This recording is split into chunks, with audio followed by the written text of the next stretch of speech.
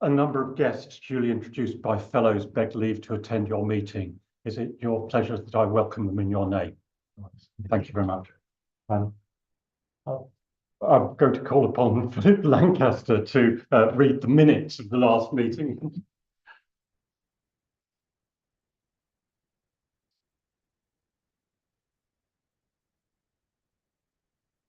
The minutes of the ordinary meeting held on Thursday, the 31st of October 2024 at Burlington House and online.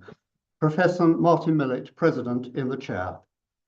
The minutes of the ordinary meeting of Thursday, the 24th of October 2024 were read and signed. The following, being in attendance and having signed the obligation required by the statutes, were duly admitted fellows: James Dixon, William Adam, Norman Doe. The following communication in a joint lecture with the Roman Society was then laid before the Society: Urban Borehole Surveys and the Origins of the Roman Forum by Dr. Nicola Perinato. Thanks were returned for this communication. The President announced that the next meeting would be on Thursday, the 7th of November 2024 in York, and he then adjourned the meeting. A reception followed. Thank you, Philip. May I sign these minutes as a true and complete record? Thank you. Signing it in Anushka's colourful ink. Thank you. Can I first say what a pleasure it is for the Society to be in York again. I always enjoy coming here and seeing old friends. We come to the main business of this evening's meeting, which is to hear a paper from old friend and colleague, Professor Nicola Milner. Nikki is known, I think, to all of you, but it says here that she's a British archaeologist and academic, which seems to me to underestimate her career. She's currently head of the Department of Archaeology here in York, with research focusing on the Mesolithic period and the transition from the Mesolithic to the Neolithic. She's worked at the iconic site of Star Carr over, it says 15 years, is it really? Had directed excavations on the site since 2004. On a personal note, I've been an observer and a supporter of the Star Carr and Vale of Pickering work for many years. So it's a particular pleasure to welcome Nikki to present her paper this evening, Star Carr, Life After the Ice. Nikki.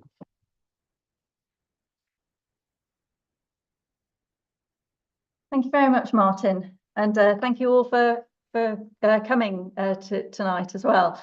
It's always a great pleasure to talk about Star Carr. I'm sure those of you who know me well know that I always talk about Star Carr, and I think sometimes our students wish I'd talk about Star Carr a little less. But before I start, I just want to acknowledge and make the point that a project like this is obviously only possible through the work of many, many people. And particularly I want to mention my co-directors, Chantal Canella and Barry Taylor, who worked with me for that period. And we all started working in the Vale of Pickering from the mid-1990s, actually. And over 70 specialists, some of whom are in the room as well, and some of the staff. And then we had over 400 people excavating on the site, many of them who were our students. And if you want to know who all those people are, they're in our many pages of acknowledgements in the volumes that we wrote. And also, obviously, thank you very much to all our funders, without which this work would not have been possible. So I think I was partly asked to give this talk on the back of the exhibition in the Yorkshire Museum, which I understand some of you have been to see this afternoon, which is fantastic to hear. And some of you have been to see it other times, and maybe some of you haven't been to see it. I hope that this talk will inspire you to go again, or to have another look at some of the things, and explore some of these topics further. It was an enormous privilege and pleasure to do this exhibition with the Yorkshire Museum. It actually goes back about 15 years when we first started digging at Star Carr. And Andrew Morrison, who was then curator at the museum, and he's now head of the Civic Trust in York. But we met for a coffee, and he said, one day it would be fantastic to have an exhibition about Star Carr in the Yorkshire Museum.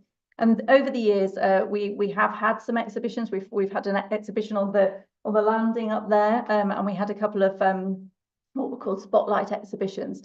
But when he came and when Andy Woods came and said, do you want to do a big exhibition, I was absolutely over the moon, because this had been a dream for many years. And what was really nice about this was that the museum wanted to co-curate this right from the start. So we were working, researchers and museum staff together, to design and to develop this. And yeah, so it's really fantastic to have this just in the museum on our doorstep. It's also really important for me because I've always felt really, really strongly about making sure lots and lots of people know about Star Carr beyond academia. And the reason for this is that I actually grew up about 5 miles away from Star Carr, and yet knew nothing about it as I grew up and went through school and everything. And it was only actually when I first went on an excavation with Dominic Townsend in the Vale of Pickering, Anglo-Saxon site. I was still at school, I was 16, and I remember being in the porter cabin one night, and we were all having our dinner, and a student from Dublin, I can clearly remember this, he was saying, I think we should all go and have a look at, we should go and have a look at Star Carr, go and walk there and have a look at it. And everyone was sort of saying, yeah, that would be great, it's such an amazing site. And I was too young and shy to dare say, what is Star Carr, or tell me anything about it. But they went on and on about it. It was clearly really important. And then someone said, well, how long will it take to walk there? He said, well, it's probably about 2 hours. And then they said, and what will we see when we're there? And they said, well, there's probably nothing there. It's probably just a field, but it's, it's that atmosphere, the feeling of going to a site like this. And then someone said, should we go to the pub? So there was no expedition to Star Carr, and I still didn't know about it. And it was in the days when we didn't have internet, so you couldn't just Google Star Carr.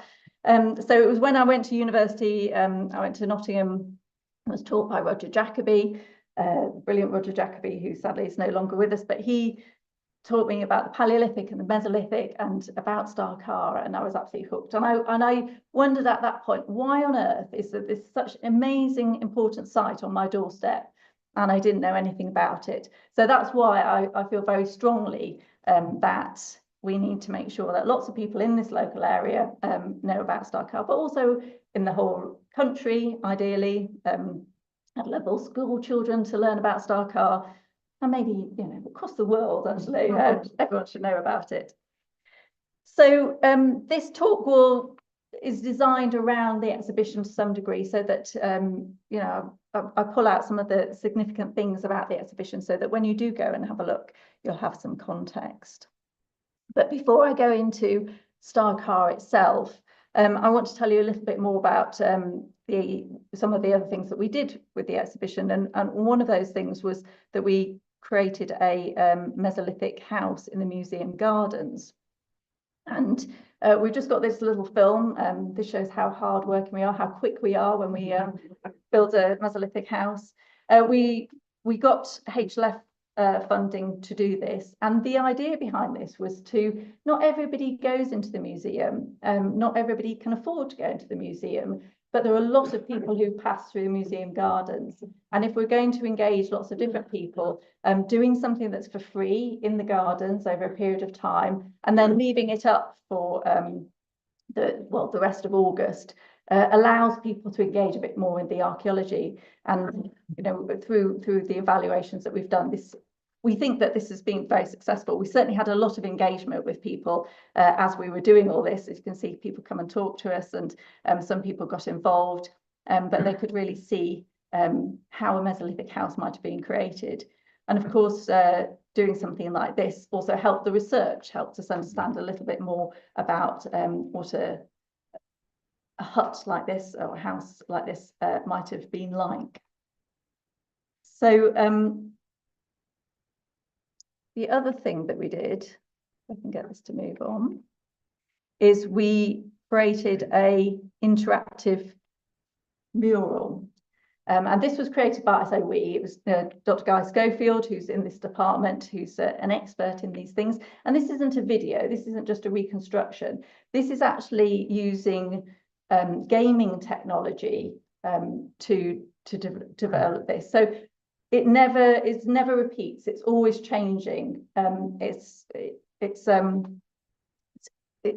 designed so that it will go through night and day, and it will go through the seasons, but it will always change. And it's also interactive. So if you go close to it, it subtly changes. So sometimes animals startle and things like that. And I really recommend, if you've got time, or if you feel you need to, have a calm moment, just go and sit and watch it. It's really, it is very calming, but sort of immersing yourself back into what life might have been like 10,000 years ago. There's also a few things to spot. So bears are really rare. My 10-year-old son was absolutely ecstatic that he saw a bear twice at the opening event, and no one else has. So how do we get from that reconstruction? What's the evidence that we have to build a reconstruction like that? I'm going to take you through our investigations and through the previous investigations at Star Carr to try and help you see how we've built that. And this is just a view from the top of the Wold, looking out across to the coast, looking out across what would have been Paleo Lake, Flixton. And as you can see now, it's very much farmland. And you can see why, as a schoolgirl, I wouldn't have known that there was anything there. But there's actually a huge amount of archaeology that lies beneath the peat.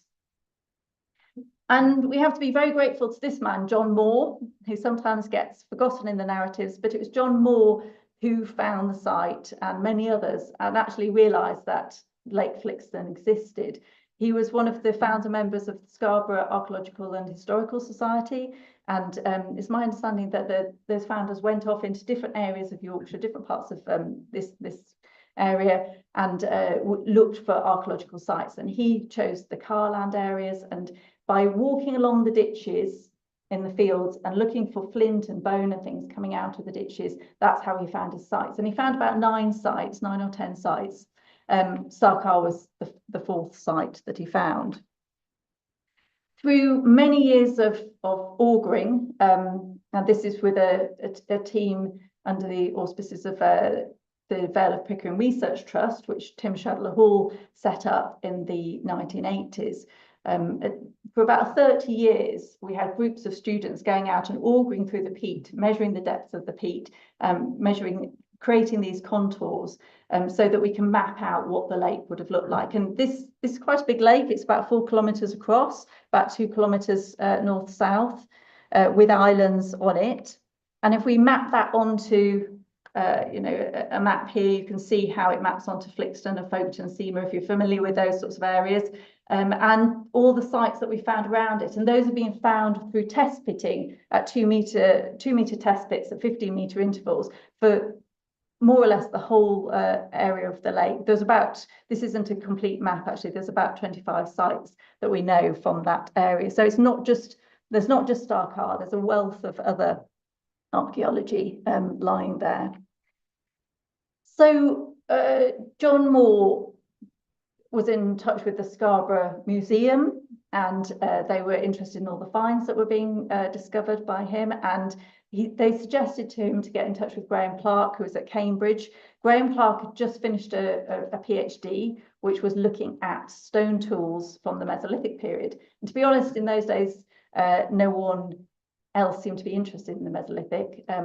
It was definitely a period that wasn't much studied in this country.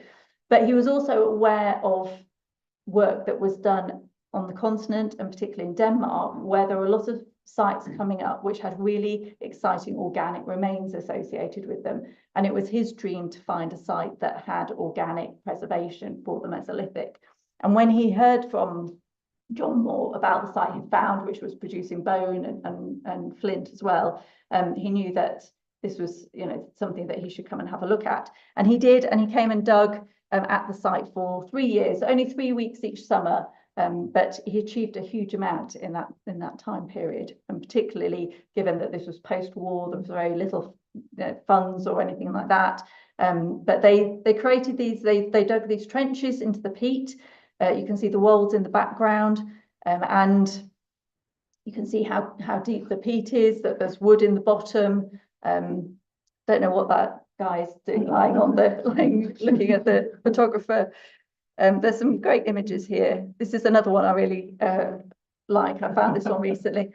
And I actually showed this in a health and safety meeting recently, the days before risk assessments. But you can see the efforts that you have to go to pump out the water, and then the kind of the muddy trenches.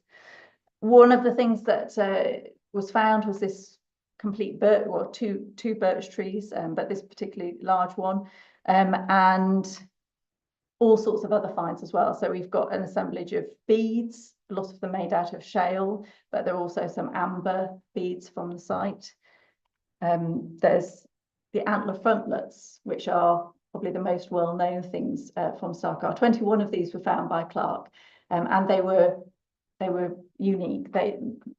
No others had been found. Easier to see from this picture perhaps, but thought to be worn on the head, perhaps by shaman or for hunting practices. And then there are some which have perforations in them as well, as you can see here, that have been made. And again, the thinking is, are these used for tying onto the head? So really, really important artifacts that were found. And because of this amazing organic preservation, and I think also because Graham Clark published so quickly, published a monograph within 3 years, the site became very famous in the archaeological world. And nothing really else happened there. There were lots of reinterpretations and things, but no other fieldwork happened until 1985. And so Tim Shadler Hall set up the Vale of Pickering Research Trust in that year. And the aim of that trust was to create that map of the lake, and also find other sites around the lake. And they went in this first year, they went back to Star Carr, not to find any archaeology, but to actually put a trench in to get some better environmental data and to do some more environmental work. So they put this trench in about 30 meters away from the original Clark trenches to keep well away from the archaeology. And when you're not looking for archaeology, you find it. So there's flint up at the top, and there's bone and antler in the middle, and then there are these intriguing pieces of wood that are in the wetter deposits, which you can see here. And these were analysed by Maisie Taylor, world-leading expert in wood. And when she looked at these, she could see that they had been split and hewn using axes, and concluded that this is probably the earliest evidence that we have for systematic carpentry in Europe. So really important find. But actually, again, nothing else was done around this after this and another trench was put in. And that was not until 2004 when we went back to Star Carr. So I've been working with Tim Shadler Hall, who's pictured here, again, sadly no longer with us, but Tim worked in that area for so many years and knew it like the back of his hand. And he, you know, we dug many other sites in the 1990s with Chantal and Barry. And then we came back to Star Carr in 2004 because we knew that there was more to find. We knew that, you know, we had lots of questions about that timber platform, whatever it was. And we also had some concerns about whether the site was drying out, because over Tim's experience over about 30 years, the fields used to be a lot flatter, and then with the drying out, you start to see the topography, and he could see that there were some, you know, potentially some problems here. So we started out doing some test pits, and then in 2007 started opening up these slightly larger trenches, and we were being really cautious. We were being careful to make sure that we understood what the deposits were like and how to dig them before we went anywhere nearer, you know, where there was going to be more archaeology. And this is that trench in 2007. You can see some more bits of wood in there, which were quite intriguing. One of them, this one over here, looked very much like a cricket bat. We thought we found Yorkshire's first cricket bat, but obviously not. But you know, there's some interesting things in there, but not a lot. And one thing that we were finding was this very badly degraded antler. So this is a piece of antler on a block of soil, and you can probably see it better from this. This is the sort of the quality of the antler that was coming out in 2007 compared to the antler that was coming out in 1950. So there was severe degradation, and it was important to act fast. And so we began to access more research money and get more permissions to do further work.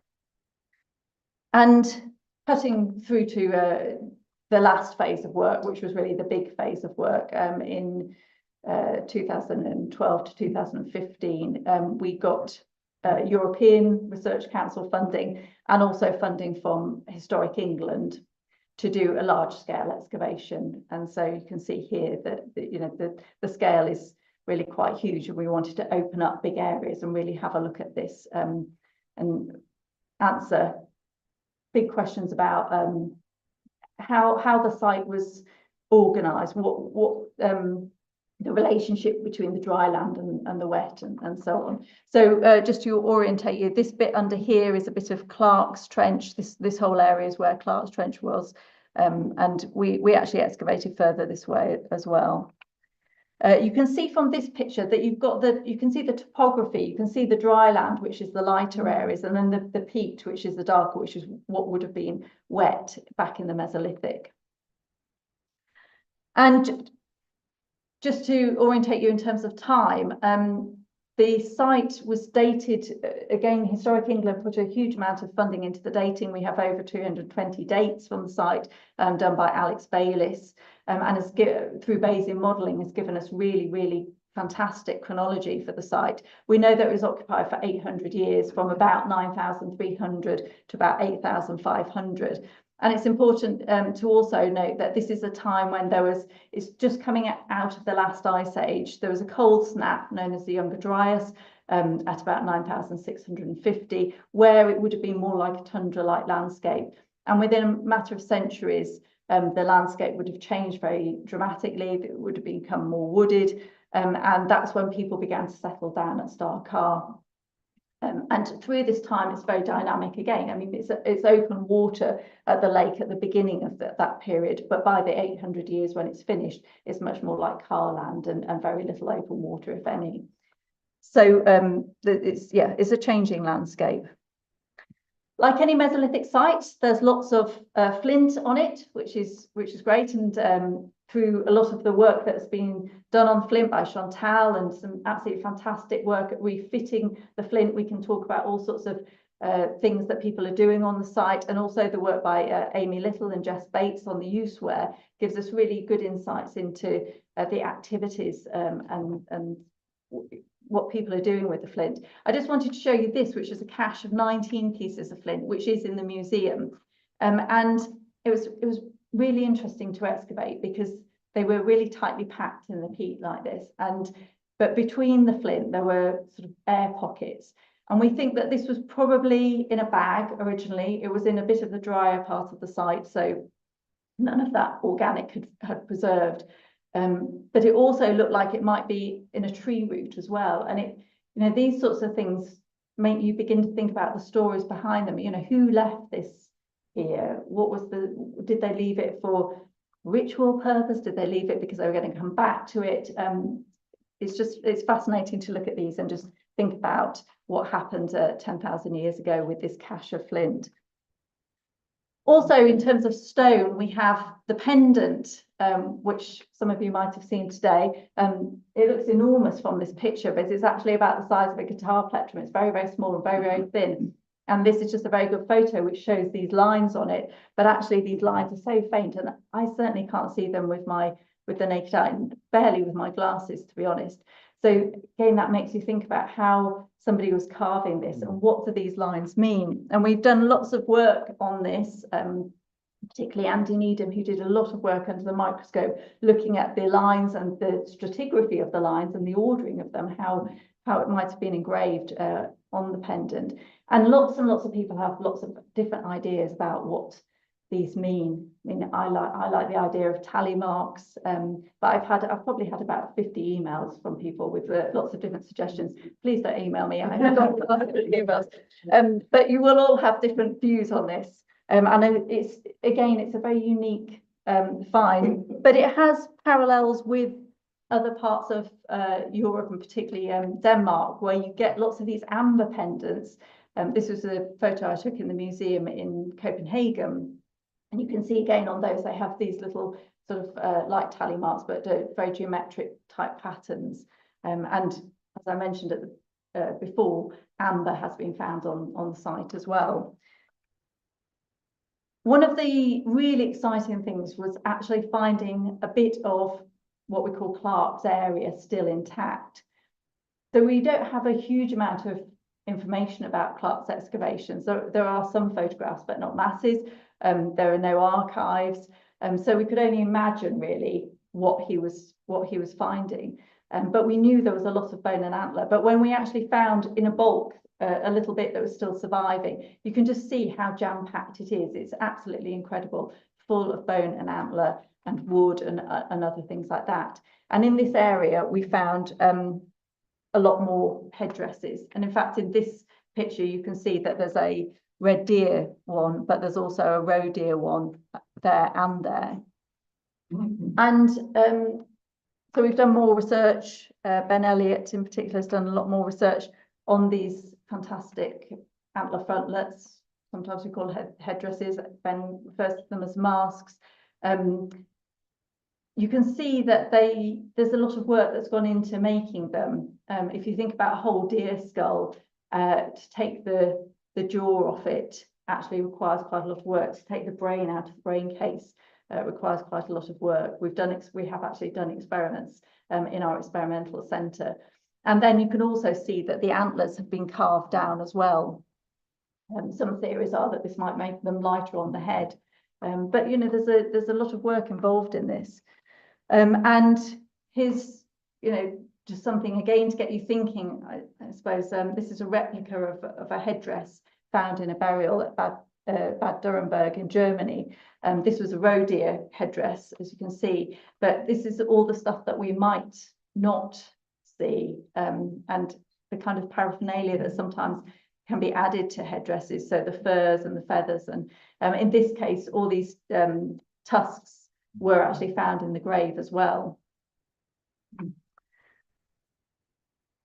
Also connecting with Europe, this is an antler frontlet found from another German site, Bedburg, and there are a handful from the continent, there are a handful from Germany, but these are really, really rare artifacts. Nevertheless, there's something going on in this early sort of 9000 BC time when people seem to be creating these maybe headdresses.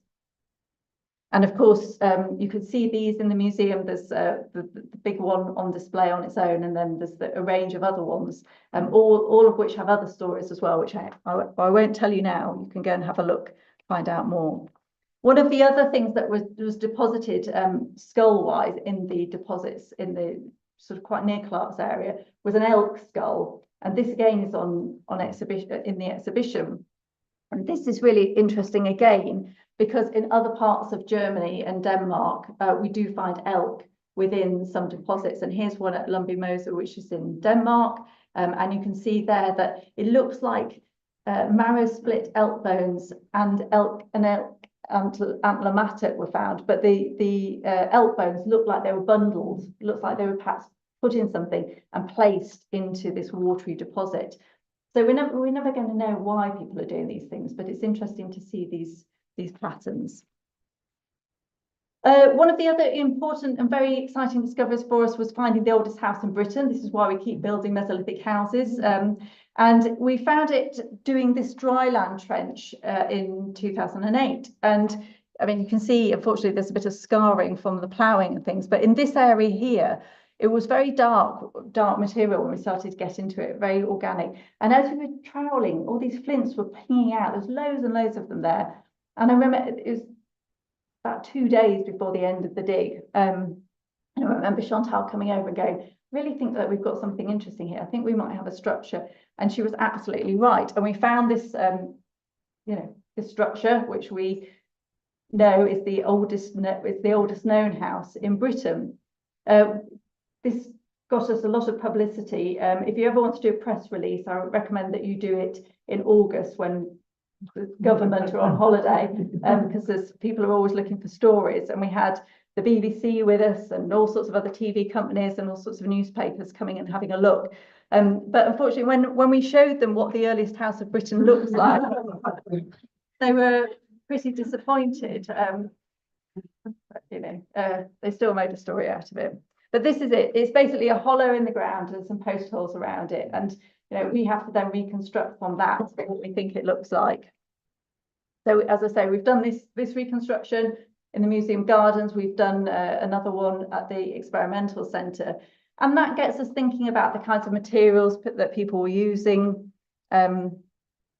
Yes, how they might have made this. One thing that people always ask me when they see these structures is how many people can fit in it. And so I'm hoping that this video will work. This is the one in the museum gardens.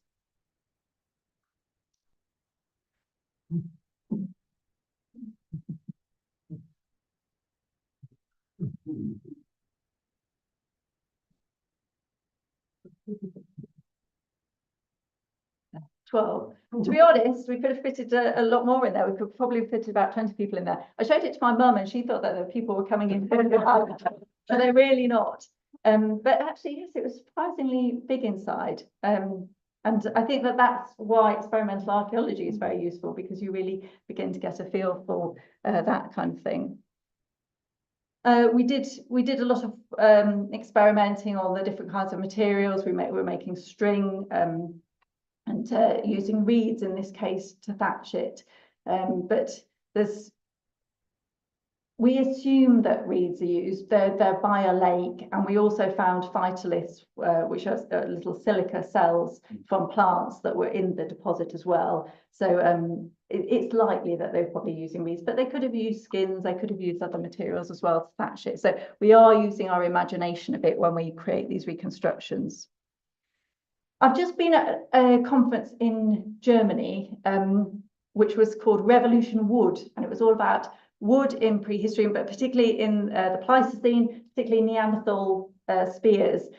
We were very near Schöningen, and we went to see the Neanderthal spears, if you've heard of those, which were just absolutely incredible, 300,000 years old. We were all giving presentations, but one thing that kept coming up in those presentations was that how the Brits seemed to think that people were sleeping in mud in the Mesolithic period.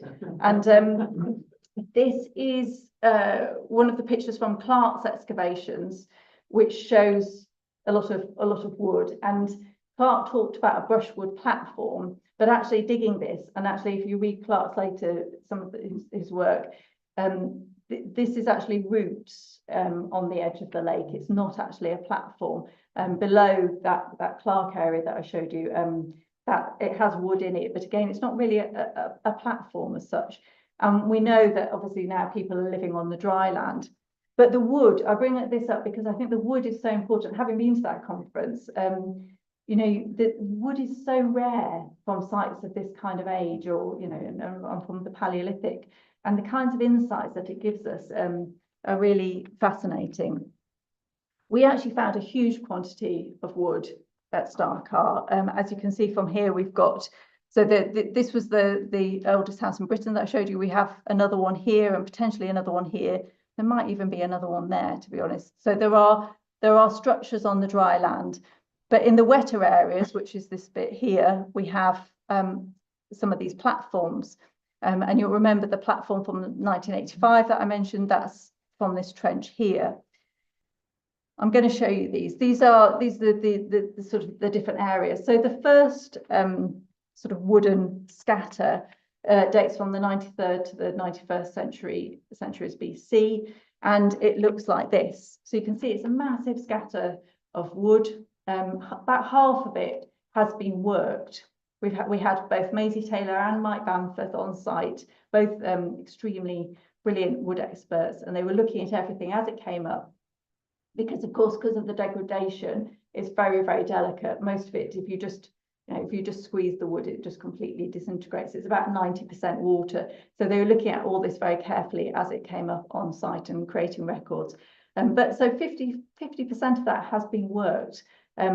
Why is it scattered there? We then have the central platform, which was about the 90th century BC, so slightly afterwards. And this takes in that big that trench that was excavated in the 1980s. And this is an interesting one because it's wood layered on wood. So there are 3 layers. Some of these are whole tree trunks, but some of them again have been split using, you know, ancient technologies and yeah, think ways in which we probably don't really know how to replicate these days. There's another platform here, the Eastern platform, 89th to 87th century. So again, after the central platform. So these are all in sequence. And this one, you know, this one is not layered. It's just one lot of wood set out against each other. What I like about this photo is that you've got this trench here. This was that one that I showed you in 2007. You can see that we were literally 50 centimetres away from the timber platform. This is why we like doing big excavations. This is what I've learned from Dominic Townsend all those years ago. A big excavation can tell us a lot. And then we have this sorry, not central platform, but western platform here. Again, a bit later on, 88th century, and that's this one here.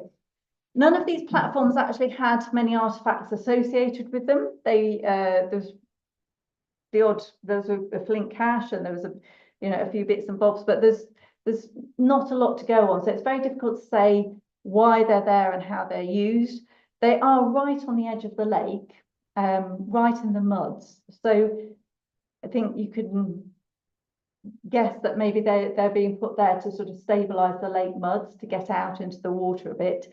But we don't know what people were doing on them. Were they fishing from them? Were they doing antler working? Were they getting out into the water to boats? There's lots of different interpretations.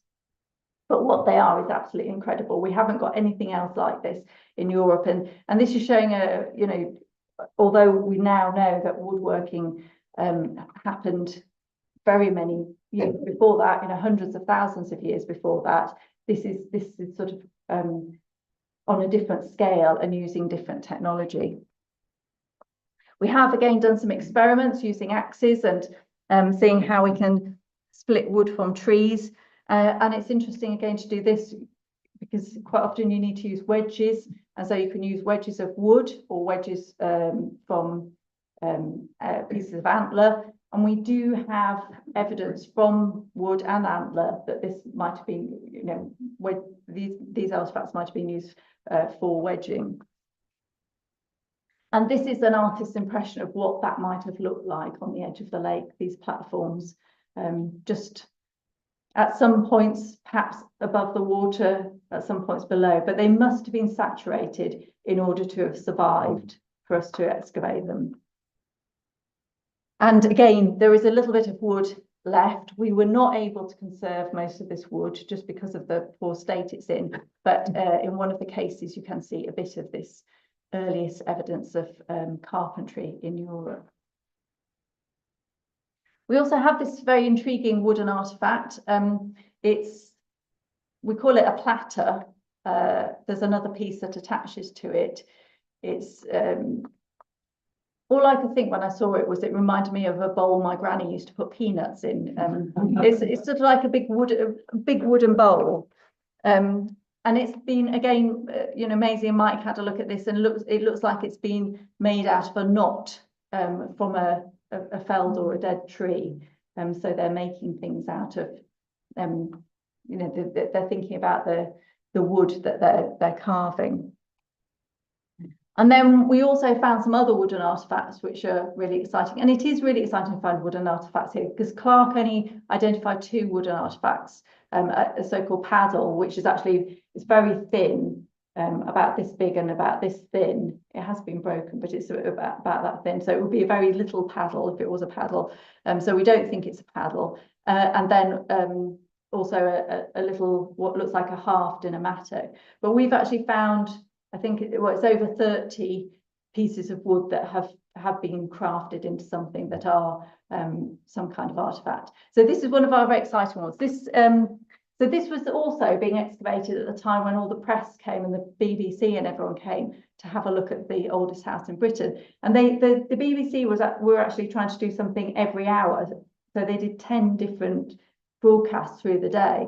And they obviously, after a few, they wanted something a bit different. And they kept going over to Ed Blinkhorn, who was doing a brilliant job excavating this, and kept saying, what are you doing here? And he said, well, it's a very straight stick. And we said, but it's really important. I can tell it's not, you know, and you know, by that time they'd walked away. They weren't very a straight stick. But actually, this is brilliant, because when we excavated it, we didn't know what it was. Maisie had to look at it, and she took it home and cleaned it up, and she had it on her in her kitchen. And she had Brian Fagan staying, who looked at it and said, "That's a digging stick. I've seen these before. I've excavated them. I've published about them in PPS." So that's what we interpreted it to be. And actually, we found others. I'm going to come back to this. You can see this other point out here. We thought there was another digging stick coming out of the section. So this is the digging stick. It's on display in the museum, and you can see how it's got a pointed end and a sort of a knobby end. There's quite a few of these that have been broken. They're made out of different materials. Willow being one of the materials that is used quite a lot there, mainly because willow, birch, and populus are the main kind of woods that are available. So willow isn't the best wood to use for some of these things, and we've made a replica. You can see that it is possible to dig in the soil. The issue is that we don't really know what they're digging. I mean, they obviously had to dig the post holes for the structure and the hollow, but we've talked with Ray Mears about this. You know, what would have been available in the landscape? What would you need to dig out with a digging stick? And we can't really think at the moment about what kind of plant fluids might have been used for a digging stick. But nevertheless, we think that they are digging sticks. We also found this bow. And that was what the tip, so this bit here is what was sticking out of the section. So it wasn't a digging stick and a digging stick, it was a digging stick and a bow, interestingly positioned like that in the shallows of the lake. It's a very thin bow, but again, through Maisie and Mike's work, we can see how it's been made. And I think this is important, because it's not just somebody taking a stick and whittling it down. It's actually taking a segment out of a chunk of wood and then creating a bow from that. And the same with the digging sticks as well. Most of them have been made in this way. Again, we've made replicas. So this is Deirdre Pomstra, who also came and made our house. He's come over several times, and he's created this bow for us that we could test. And by doing this, it made us more confident that it was a bow in the way that it has been made. We even tested it on a fish in this part of the university lake. It was a dead fish from Sainsbury's, but it did pierce the fish. So we know that that is possible. But you wouldn't use a bow like this. It's such a small bow. You wouldn't use it for red deer or anything like that. It's and they were probably using, you know, different hunting equipment for different kinds of animals. So yeah, this is just the bow on display in the museum, and you can see that some of the other things that we found, which I won't go into detail here, but lots of barbed points which are made from antler, all of them, and microliths used for tipping arrows. We don't have any arrows from the site either. They're not commonly found. And then I really like this little assemblage as well. This shows how people made fire. This is a piece of iron pyrites or fool's gold. Not this piece wasn't actually found on the site, but Clark found some pieces, which we haven't been able to locate in any of the museums, but he did find some. This is a bit of birch bark roll. Found many of those on the site. This birch bark that's been rolled up quite tightly, probably used for tinder, but had other purposes as well. This is tinder fungus, and if you take the top of this and you scratch it, you get something called amadou, which is very flammable, very good for making fires. And this is a piece of flint that through microwear we can test. So through looking at through the microscope and looking at the wear on it, we can see that it was used for making fires. And so it's just nice to see these little kits of how somebody would have made a fire. I particularly like the iron pyrite as well, because this piece here was actually one that I found with my granny when I was about 10 on the beach, very close to here. So if you go down to Speeton and Meaton on the coast here, there's a lot of Jurassic clay.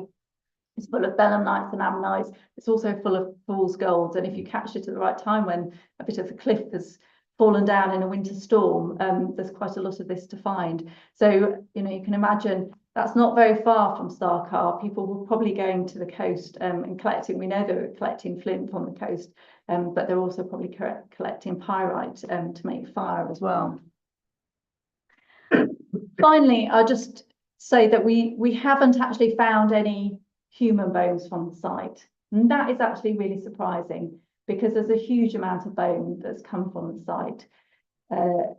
Not only have we been able to analyse it through, you know, through looking at modern reference collections, and Terry O'Connor here has looked at much of our bone from the site as well, but we've also done zooms analysis, which allows us to take a very, very small, minute sample and test that using scientific methods to see what species or what genus the bone is from. We haven't found any humans. So we don't know where they were burying their dead or how they were disposing of their dead. We have only excavated about 5% of the site, looking at the whole thing, looking at doing all the field walking and the test pitting around. We know it's much bigger. We also know that if people were disposing of their dead by putting them in the lake or putting them on the dry land, it's unlikely that they would have survived. But what we can do is look at other sites. There are plenty of other sites which do have human remains through burials, but also this intriguing one where ancient DNA analysis was carried out on birch bark tar. So birch bark tar that somebody had chewed, there were teeth marks still in it, and the DNA from that human was extracted. And from that, they can actually reconstruct the physical characteristics, the hair colour, the eye colour, the skin colour of that person, to give us an idea of what Mesolithic people might have looked like. So I'm going to end there, but if you want to know any more, we have these 2 volumes which are free online that you can download or download specific chapters. And I hope that many of you will go back to the museum and have a look at some of these artefacts, but also sit and gaze and imagine what life might have been like 11,000 years ago at Star Carr. Thank you very much.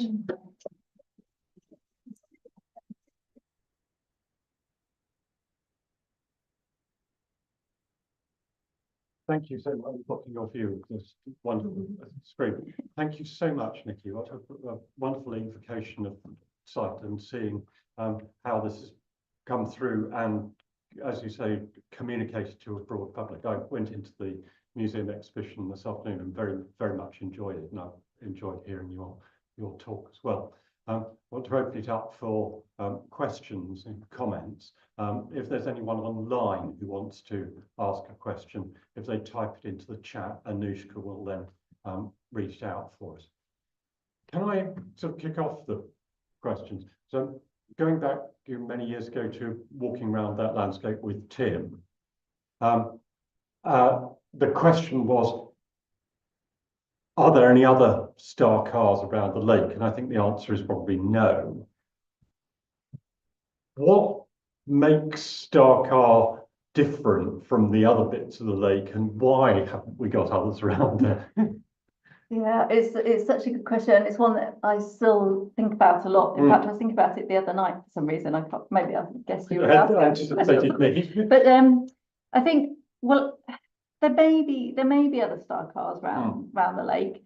The other sites that we've looked at, we've only looked at small parts of them generally, apart from at Seymour, which Tim did do a large area of. But there are some other sites where there are a few barb points coming up. There's and you know, you have to be quite lucky to get the right bit. So I think if anybody has 5 million that they want to give us and we can go and have a good look at some other sites, we're very happy to go and do that. I think it may be though that Star Carr is special in that particular part of the landscape. And I mean, one theory that Tim had was that it was right at the mouth of the lake, you know, and maybe it was that location that was important as well.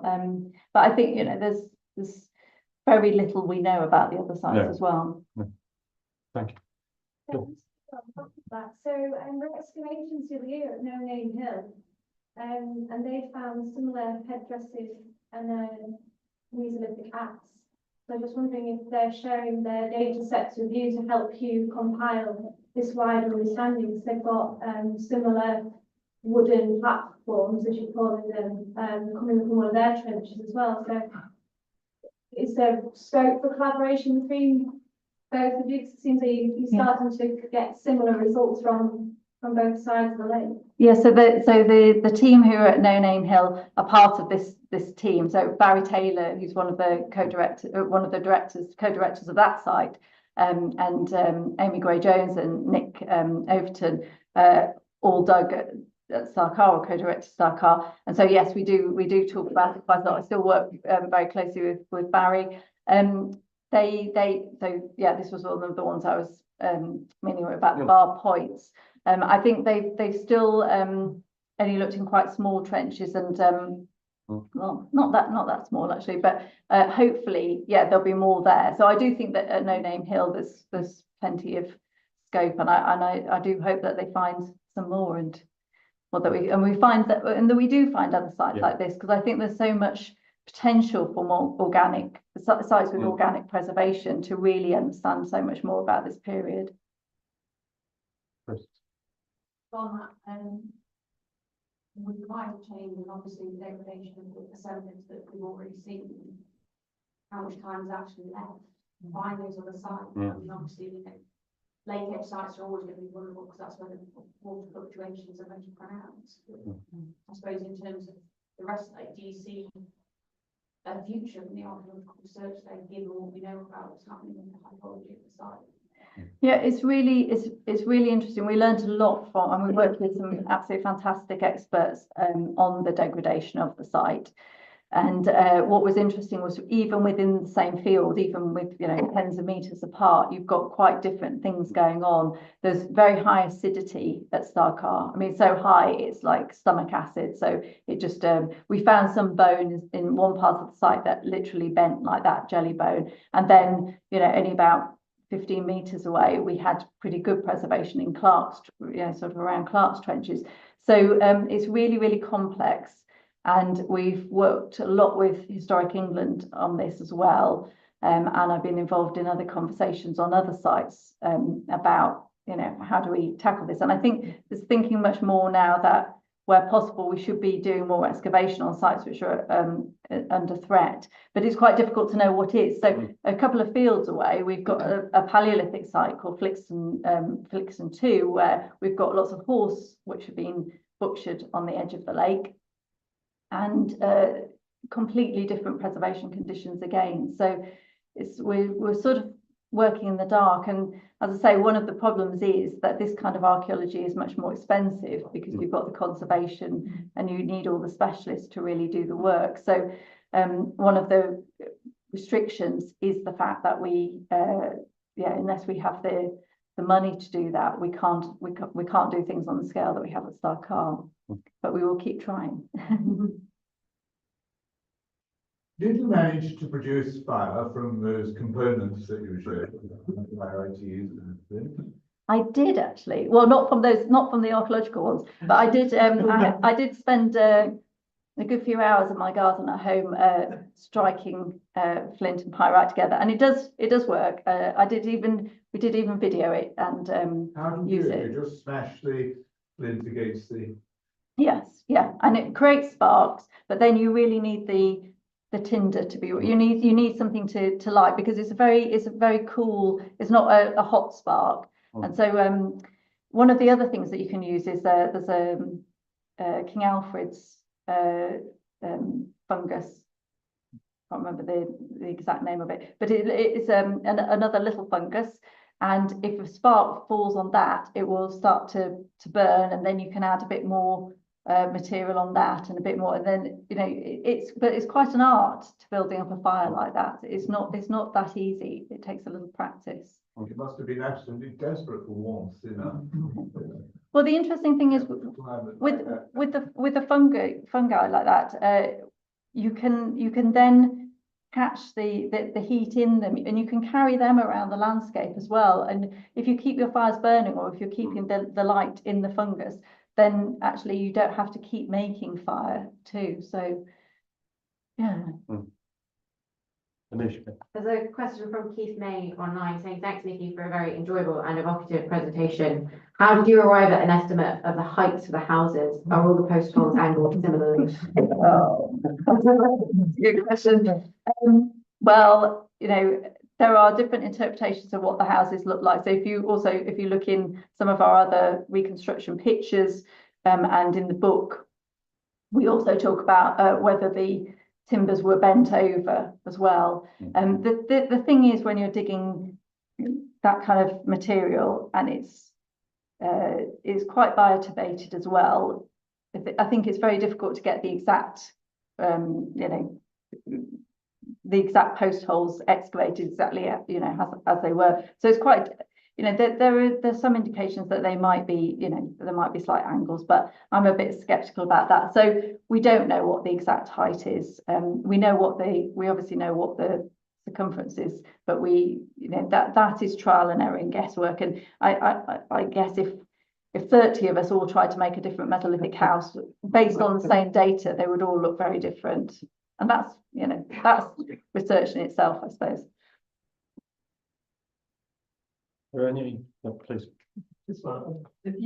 Have you got any indications of what the pattern of the settlement was like? Is this something where it's seasonal settlement? I mean, that roundhouse, is it potentially just occupied for a single season and you're just capturing that moment in time, or are you looking at something potentially more permanent?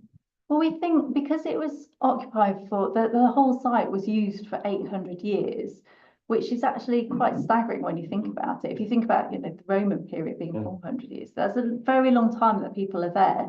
And it is very difficult to answer that question, because obviously we have only dug about 5%, so there's a lot we don't know. But I just feel that in many ways, there's no reason why people can't have been there all the time. Some people can't have been there all the time. There may have been people going off for hunting expeditions. There may have been aggregations in the summer. There may have been other sorts of things like that. But it's probably quite complex and probably changed a lot through time and grew and, whatever. One of the reasons why I tend to think of these people as a bit more sedentary than has been thought about before. We tend to talk a lot about mobile hunter-gatherers in the Mesolithic, but actually, were they? prior to doing this, I was also co-director at the site of Howick with Clive Waddington. And Clive Waddington, when he finished that, he built a replica on the site there. And I went back to it a few years later, and it had been completely demolished by cows, and the roof had been eaten. It was a turf roof, and the whole thing had collapsed.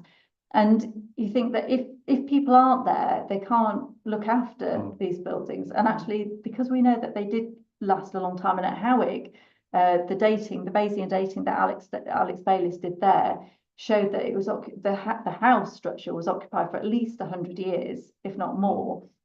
Tends to suggest that people are staying there all year round.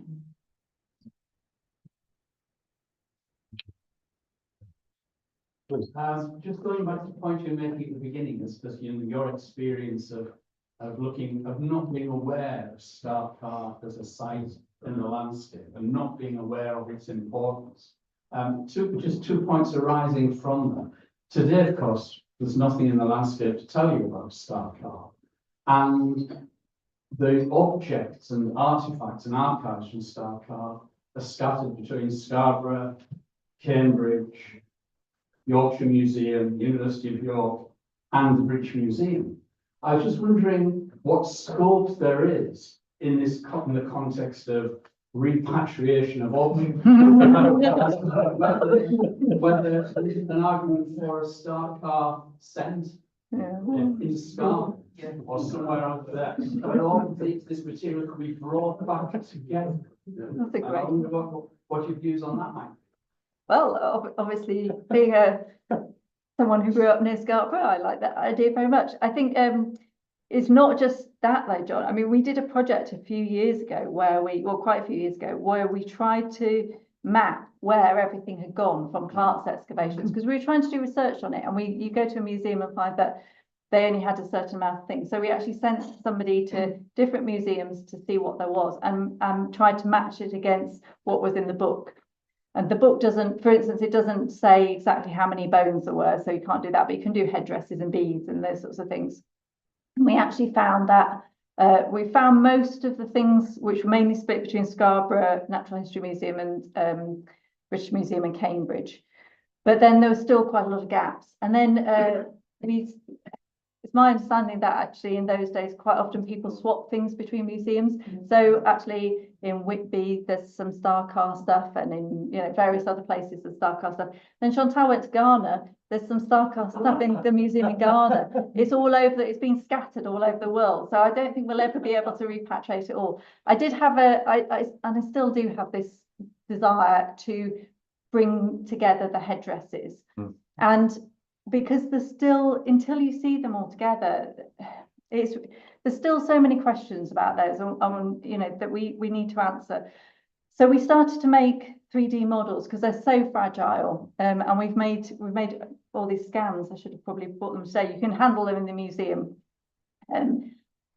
So we can handle now the ones that we found, and we did some from the British Museum, one from the British Museum and Scarborough Museum, and yeah, so I think we've got some of the collection, but I put in a grant. It nearly got funded. It didn't get funded, but I want to go and do the Natural History Museum ones as well, because even if they're replicas, bringing them all together, I think would be really, really useful.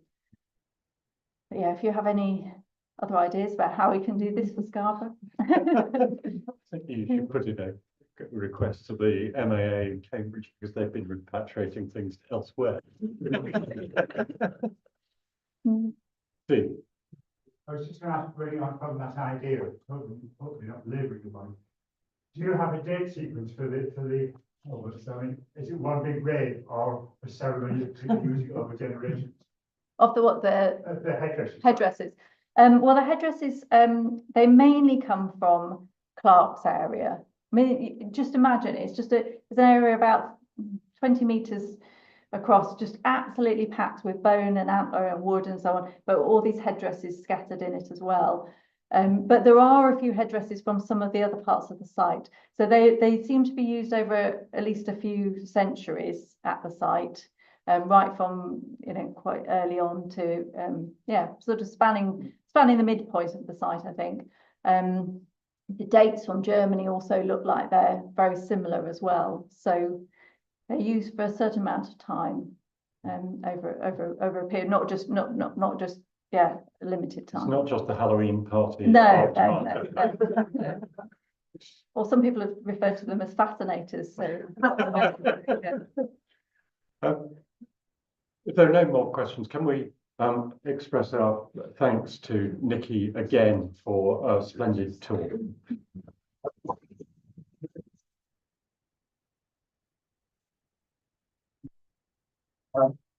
I give notice that the next meeting of the Society will be at Burlington House on Thursday, the 14th of November, when we will hear a paper, Architectural History After Summerson, by Dr. Stephen Brindle Fellow. The meeting stands adjourned and there's a reception at the back. Thank you very much.